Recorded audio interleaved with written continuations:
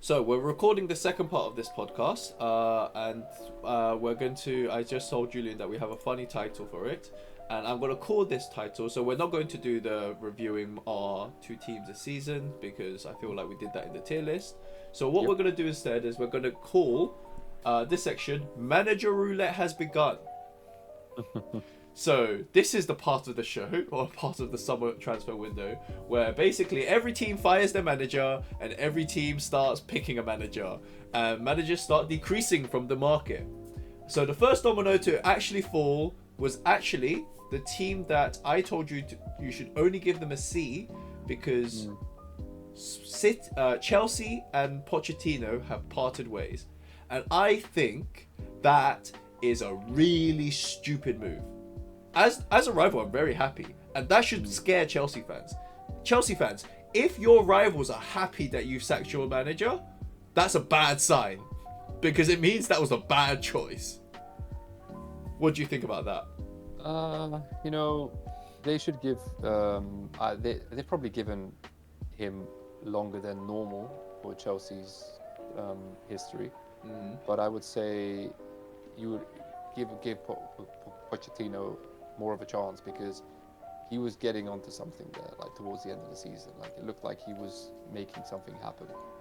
So this is my point, right? You've ended the season 6th place in a European position. You win 6 on a trot, right? It looks like you finally got a formation. You finally know your starting 11. You know what's like systems you want to play, right? And then you fire the manager who managed to get you there. That's part one. Part two, the question is why, right? Why did Chelsea and Pochettino part ways? And I suspect that it's because the Chelsea board, are there for business. And what they want to do is, because they're like restricted by finances, right? And I think this is the common narrative currently. The board probably said, we want to sell X and Y to make money, right? And Pochettino was like, I don't agree with that. You promised me that I could call the shots at least on some transfers, and I need X and Y in my system, right? And do you know who those players are? The 2 players who are being like bandied about. No, I don't think so. No. So, Conor Gallagher and Chalobah. So their best centre back and their best midfielder. Like basically, when Gallagher isn't playing, Chelsea lose. At the end of the season, in all 6 matches, I'm pretty sure Gallagher was playing. But he's a Chelsea graduate, so if they sell him, they'll make money. Right? Pure profit, which they can use to bank. And they've already committed, I think, 80 million for some 16-year-old Brazilian guy who no one's ever seen again. Just like Mudryk 2.0. Sounds like Real Madrid, to be honest, because they've done something similar. I don't know if you heard about that. But the thing is, Chelsea aren't Real Madrid. They're not in the Champions League final, and they didn't win their league. They are 6th, and they only just scraped getting to 6th. Let's not forget how shit their season's been up until this point, right? Yes, you ended up with a aplomb, right? You've ended up with like, oh, finally, it looks like your manager has made, the right moves and knows what your squad is. And then the next, after 2 days after the season ends, you fire him. Wow. Like what? Like what in God's... okay, so that's part 1 of Manager Roulette. I just think that's insane, to be honest. What other managers, which we're going to get to, have been sacked 1 game before? Actually, no, I think they're going to allow him to play their last game. Yeah, fair enough. Okay. So we'll move on to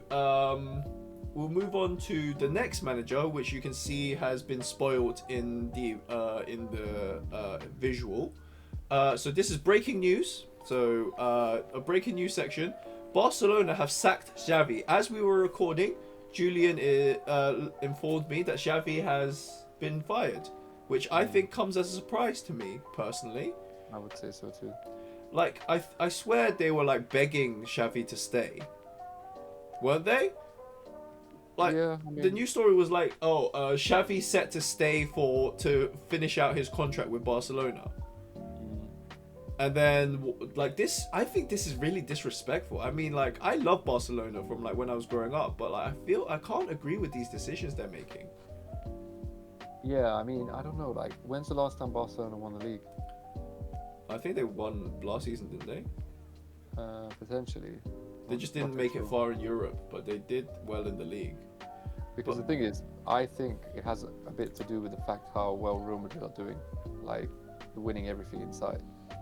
Yeah, but you can't like. They're really taking over. But I think this is too reactive. I don't think this is the right move, to be honest. I don't think so either. And I don't know. Hansi Flick is a good manager. He managed a German national team and Bayern Munich in the past. I don't know. I think this move strikes me as a bit rushed and a bit disrespectful, to be honest. Yeah, I would say so. I don't know. I mean, we'll see how he goes. We'll see how, Barcelona do with this. But I don't know if they're like... You can't start doing what Chelsea do, right? Like, you can't just keep cycling through managers. Because if you look at Chelsea... Xavi there for 2 seasons. Didn't Xavi win the league then? I mean, I could search. Barcelona... Xavi wins league, or should I just type it? Xavi wins La Liga. It might actually come up him saying that he won it during his playing time. As manager.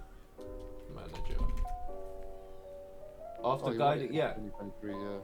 So they won last season. So I think that's a bit rude, really. Like they won the double last season. Yeah, so like you win a double and then you sack him. That just doesn't make sense to me.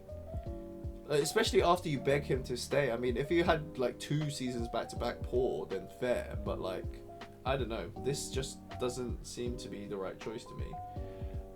Speaking of not the right choice, I was making a point that I think like you can't do what Chelsea have had 5 managers in 2 years, like including their interims, 3 main managers. Right? They're probably the worst at doing it then. Not only that, and the thing is, their sackings don't even make sense anymore. Like, they sacked Tuchel despite him winning them a Champions League. Then they sacked Pochettino, who turned around a shit season and finally, but got them into Europe and 6th, and finally looked like he knew like what his. Be a bit more of an understanding sacking, to be honest. Yeah, but like, I don't think it is though, because like if you look at the teams that they were playing, right?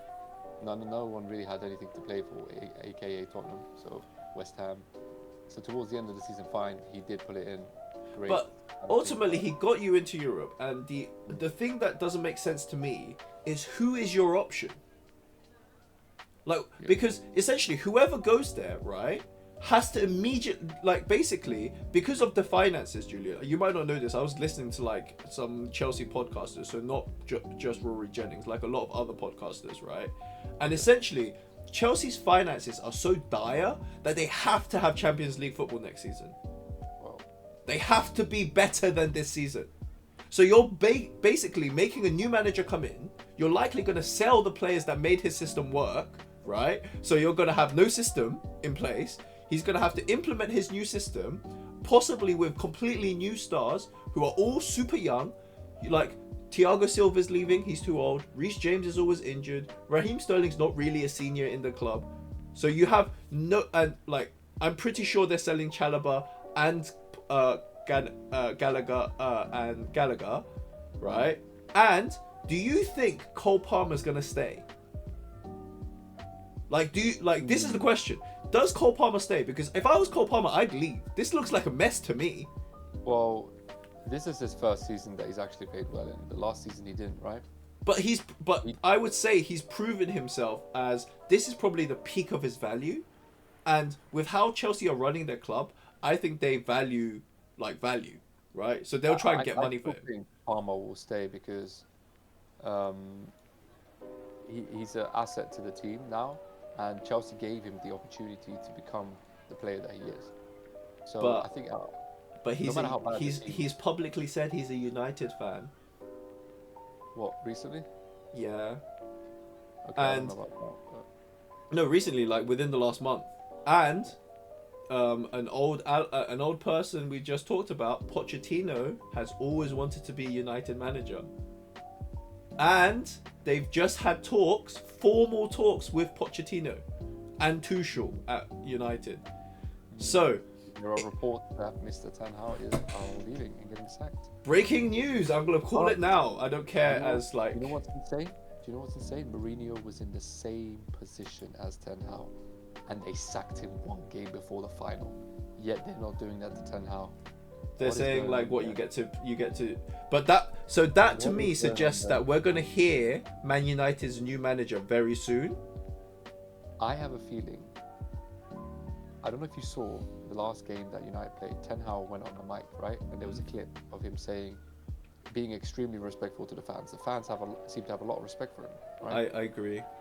And like he was like, we fought back, considering how tough our season was, and we're going to take it to City, and we're going to bring that cup home back to United. Like, he was very, very positive in what he was saying. So sacking him will be very Again, this is a weird choice, but I think, like, this is my personal opinion, right?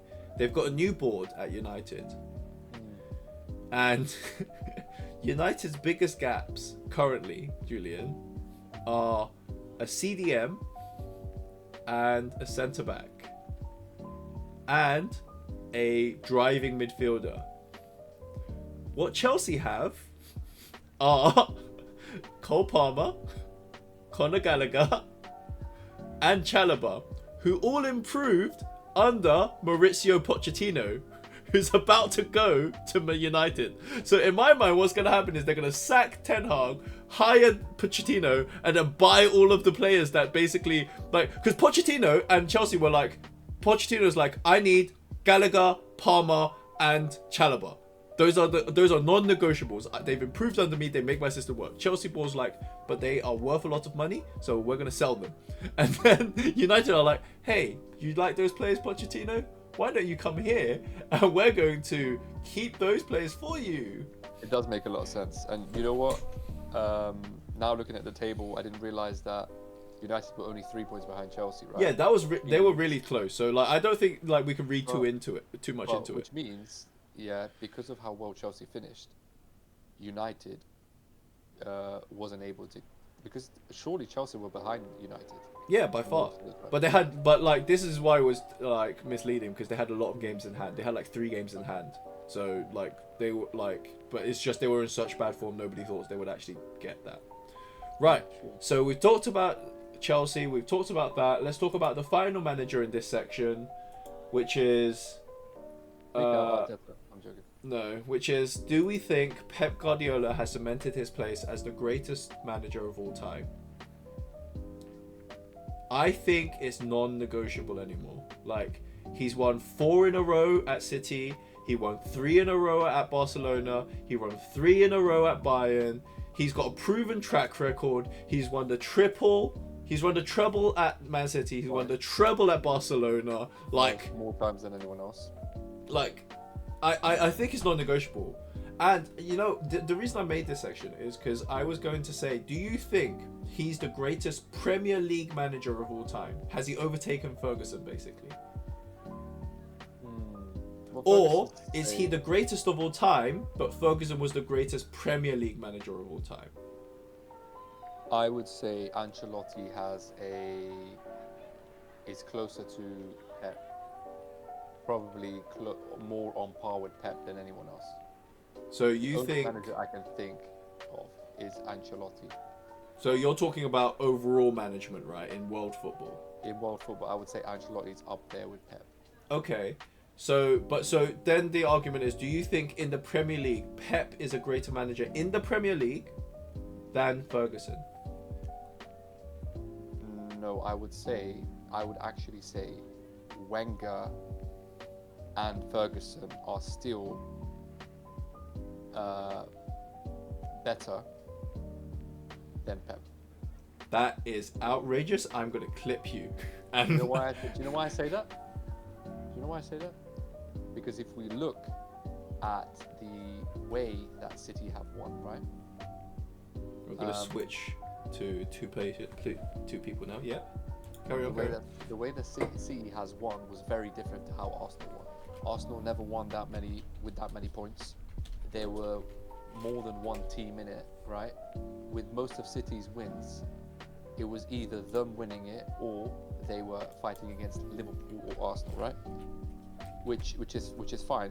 I get that, but I would say the rivalry between Arsenal and United and the history they brought into the Premier League and how competitive it was back then, I would, and just like the aura. This could be nostalgia as well, but just the oh, I'm sorry. The aura, yeah. I'm The just aura. repeating. Yeah. I would still put Pep. Statistically, he's still not ahead of Ferguson. Statistically, he is just ahead of. He's, I think, matched Wenger. Mourinho, right? Well, no, I mean Wenger has the same Premier League titles as Mourinho. No. But yep, No, he doesn't. he does. No, Mourinho has won 3, right? And so has Wenger. Okay, but Guardiola's won 6. Yeah, I agree. But No, you agree. That's just facts. What do you mean you agree? no, statistically, yeah, Pep is. I would place Pep second, statistically. I agree. But in terms of like English football, right? Wenger has won more FA Cups, right? Wenger has won more. Okay, so you're talking about English football. I'm saying Premier English League. Football. Okay, so you're saying in English Yeah. football, Pep is. So are you saying Pep is 3rd, or would you say 4th? I would say 4th because Mourinho and Wenger, and I would say Ferguson, Wenger, and Mourinho, and then Pep, right? But in world football, it's quite clear that I would put Pep and Carlo together. I would say I would put Pep above Carlo Ancelotti only for the fact that he's done it repeatedly in different leagues. He's won 2 trebles, and he's Ancelotti in different leagues, but probably not trebles. I don't know if he's won a treble. Maybe he has but won one. I'm talking also back to back though.